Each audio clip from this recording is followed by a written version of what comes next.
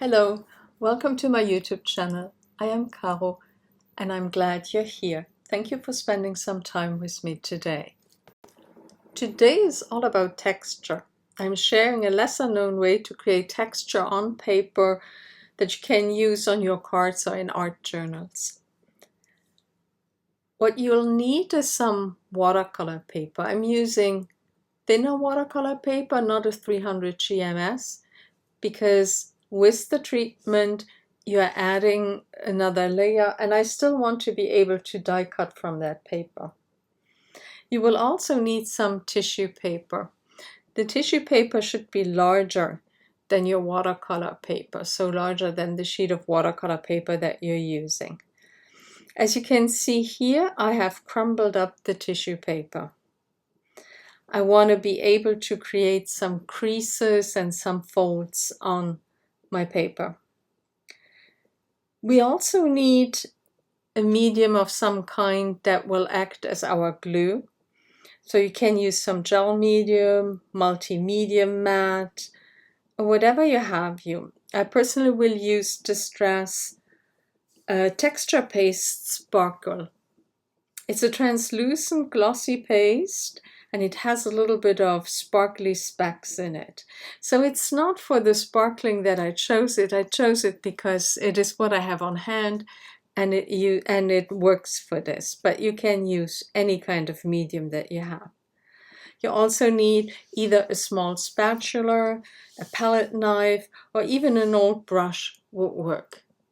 Something that you can use to get your medium out of the jar or out of the bottle and spread it on your paper. So again, I want to create some folds and creases in my paper for extra dimension and interest. I start out by putting a big blob of medium onto my watercolor paper and I spread it from one side to the other so that I have a somewhat thin but not really extremely thin layer of glue. And then I take my tissue paper and I fold it a little bit so almost accordion style, and then I put those folds or the folded paper into the glue and I try to emphasize the little folds and creases that I have by pushing the tissue a little bit around so that I create very small peaks and valleys if you want to. And if there are somewhat larger folds, then I will secure those with the sparkle paste, so with your medium. Regardless of the size of the folds, I will go over the entire tissue paper again with my medium. And then I will repeat this process until the entire sheet of watercolor paper is covered. After that, I will put it aside to dry. Now, drying time depends, well, it depends on your climate, but it also depends on the medium that you have chosen. There are some that have almost no drying time. For this purpose, I don't like working with something that dries too quickly because I would have difficulty pushing the tissue paper around. Okay, so for the time being, I will turn my camera off and I will turn it on again when my paper is dry. I assume that my specific one here will take about somewhere between 90 minutes and 2 hours to dry. Here we are again. This is fairly dry. Now I want to add color to this. The medium that I use for this is different types of powders. From Lindy Skanks, for instance, I use some of the Magicals. I will use the Saltwater Taffy, the Umbrella Drink Pink, and Berliner Filling something. I will also use, it's an older color, it's one of their older shakers, it's called Papa Pink. It really doesn't matter what kind of colors you choose. I do use different shades of pink. This is, it's called Cherry Bomb Shimmer Powder. And then I want to add a little bit of golden sparkle to it, and this is Molten Gold Pixie Sparkle Highlights from Cosmic Shimmer. Now you can use anything. You can use watercolor, you can use ink refillers, you can use sprays. Altenew has some fantastic sprays as well, or those from Tim Holtz. I will pre-wet this a little bit.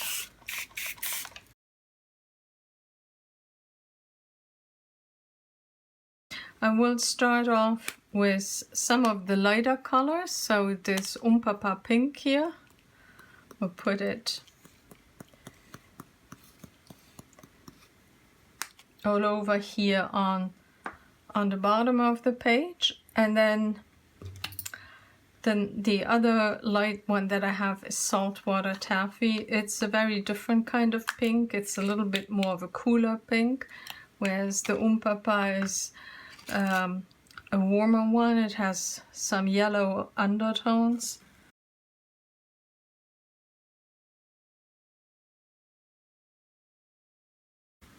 So then I will spray this with some water.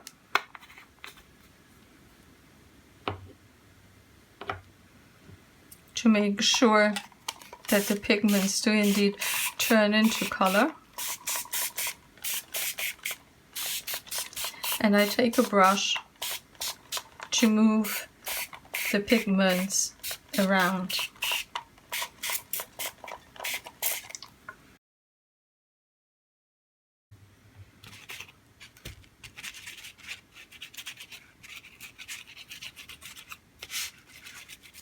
So this is really a very easy thing to do.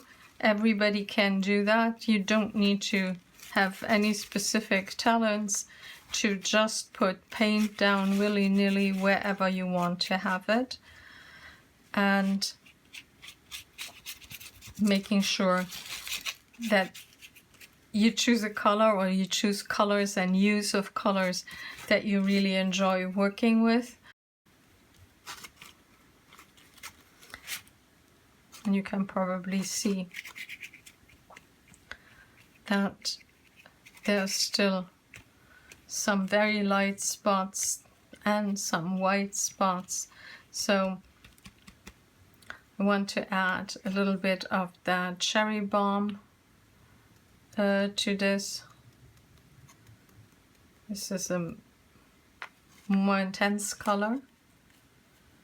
And the reason why I'm working with different shades is because this will, in my opinion, make a flower more interesting if you have different hues from the same color. And I also don't mind mixing a cooler pink with a warmer pink. I don't think that is of bad taste, or that you wouldn't find anything in nature quite like that. And we have a few more beautiful colors that we can add. I have this Umbrella Drink Pink, and I will dip my brush directly into the powder to get some of that pink out. And again, use my spray bottle to help me move that pigment around. And finally, we're also using this Berliner Filling Fuchsia. I think that's what it's called. So again, I'm dipping my brush into it, and I'm adding the pigment powder here on the bottom where I still have quite a bit of white left, and spreading the pink joy around. What I will be doing now is again turn the camera off, because this needs, of course, drying time again. You do not want to cut this while it's still wet, because it will gunk up your die cuts. So let's give this some time to dry, and then we can move on to the next steps.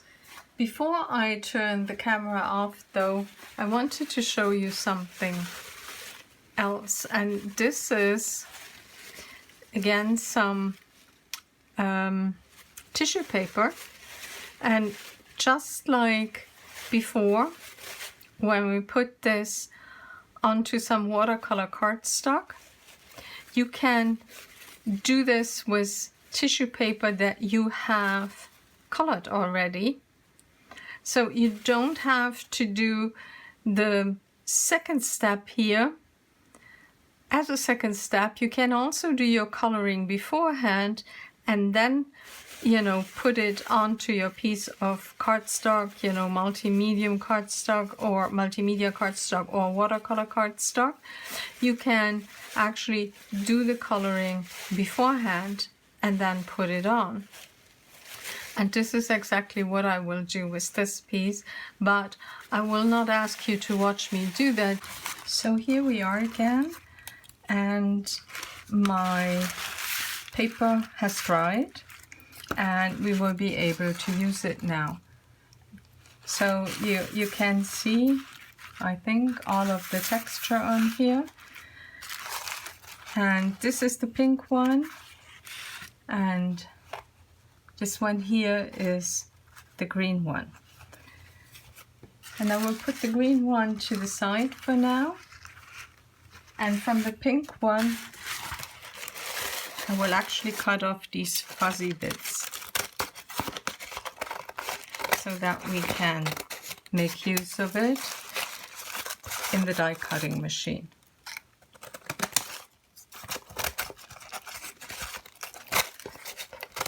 I will not necessarily discard these small pieces, because I can also make use of them to repair small little areas that have some tissue paper missing. But I will not do this at this point in time. It's not necessary for what I have planned for us to do with this.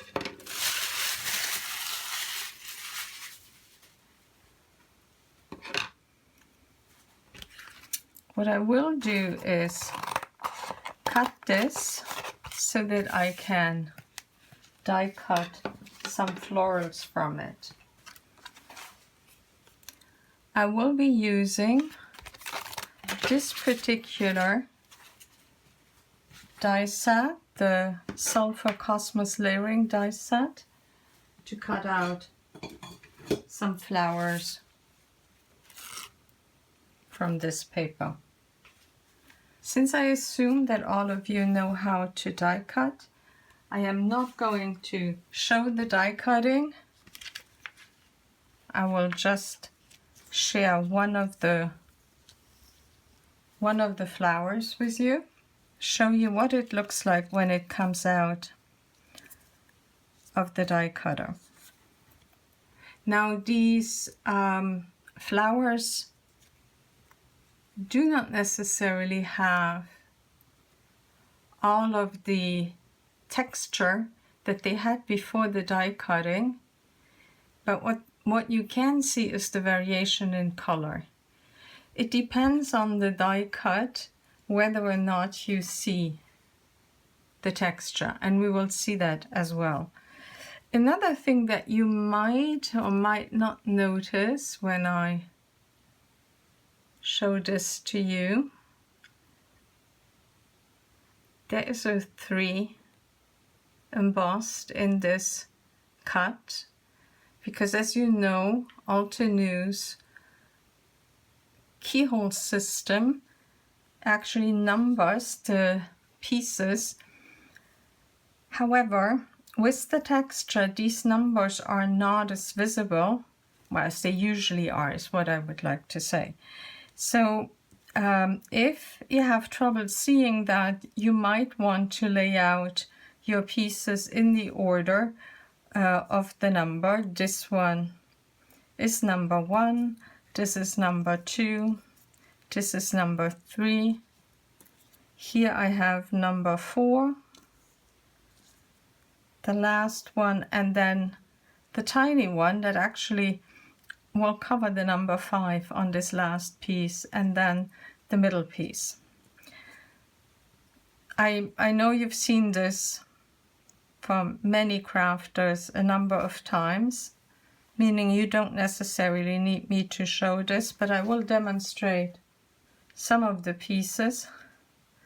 And I have to say, I am not the luckiest person when it comes to getting just a small, tiny amount of glue out of my tiny bottle. So one thing that I do is I put underneath a protective sheet, one that comes from double-sided adhesives. So, whoops, of course we have to put the 2 on top of the 1, not the other way around. There we go. And then I'll add more glue around the keyhole to add number 3, again in the direction of the keyhole. Hold it there for the glue to grab a little, and you can see some of it oozing out. Eventually that will be covered, so I'm not worried about that. Here is number 4, and I think you already see that we have these beautiful different tones of pink in that textured paper.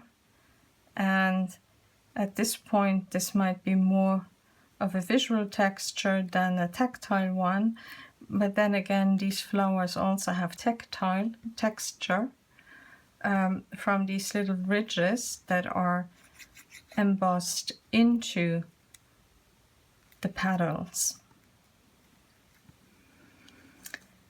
And because those little ridges are there, you need a certain amount of pressure, and that is what flattens the folds and creases that we have created previously.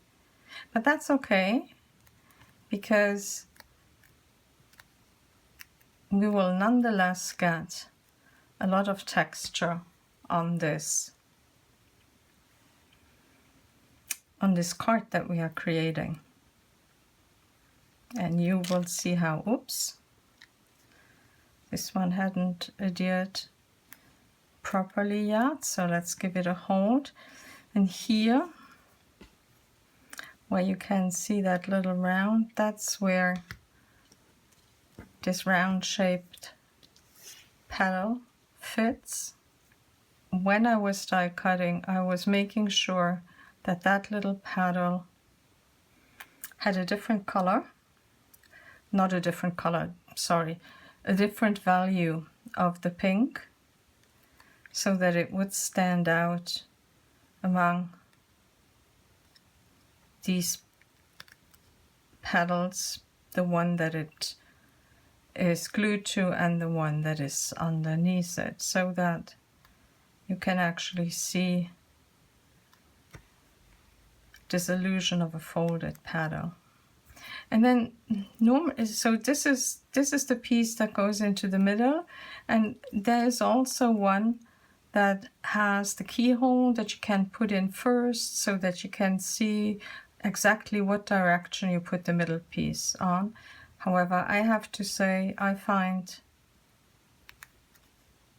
that it isn't necessary to have 2 of them there. If you want that extra dimension, go right ahead and cut out those 2. I often skip that step. It is cut from cardstock that is covered with the Enchanted Gold Shimmer Relief Paste. I will make use of this wonderful Nesting Serene Archway die set. And I have a piece of green cardstock. And here is actually the largest of the archways. And I will cut an arch out of this piece. That will serve as a backdrop for my flower. When I run this to my die cutting machine, I end up with this piece. I will not put this piece onto the cardstock or onto the card as is, but I will cut it out with this wonderful Alhambra Mosaic cover die. As an Altenew fan, you are familiar with this die. So I will actually put this piece onto my die, secure it with some masking tape, and then run it through. And this is what you will end up with. I will put this on my cardstock and I will not center it. I have a slight preference for cards that are not completely symmetrical.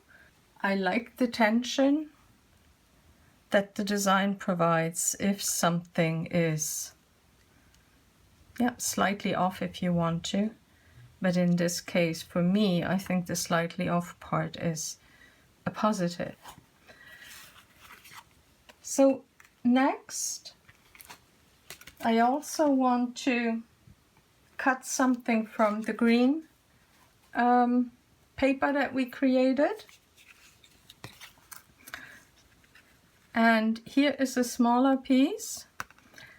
And I will again use the nesting dies, and I will use 2 sizes over to cut out a piece from this green cardstock, the one that it has the folds and the valleys.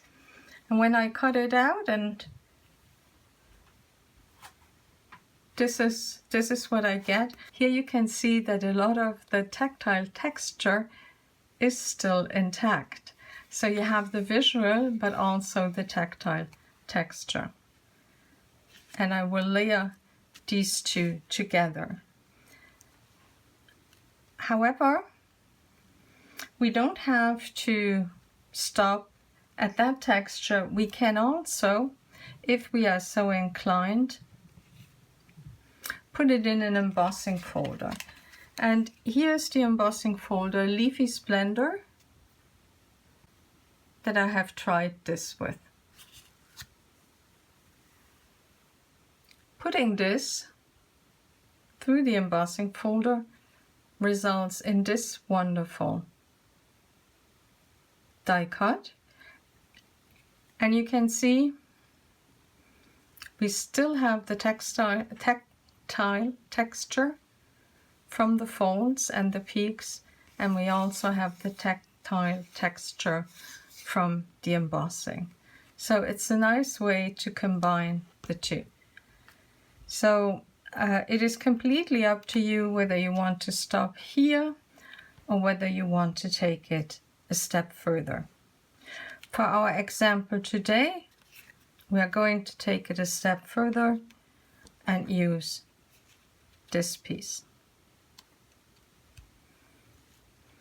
And then, of course, I would also cut leaves from this kind of green cardstock to go with my flowers.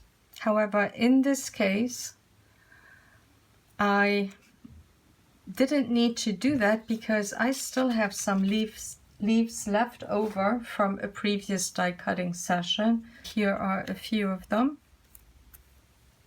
And over here I have a few more.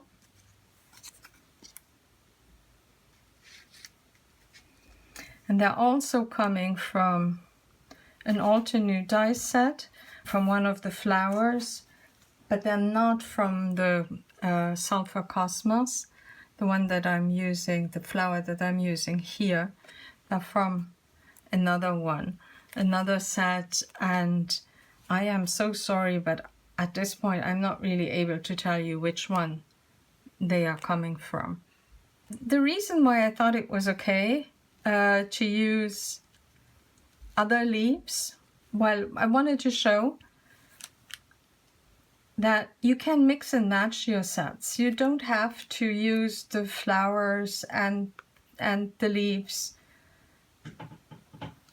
that are in the same set, but you can use any kind of leaf with any kind of flower. That's the flower that we put together just now, and here is the second flower from that Sulfur Cosmos set. I intend to use both of them on this card, and I'm also planning to use 3 leaves. 2 larger ones on the side and the smaller one here on the bottom. And this is more or less what my finished card will look like. I will be doing the gluing off camera and then show you the completed card afterwards, simply because it takes forever to get the tiny, these tiny little areas glued up. And I'm back. Everything has been glued to a light gray top folding card. For this card, I will let the florals do the talking, meaning I will not add a sentiment to the front of this card. And now it's time for the question for the Altenew takeover. Besides an embossing folder, what is your favorite way to add texture to a card or creation? Please do let me know in the comment section here on YouTube.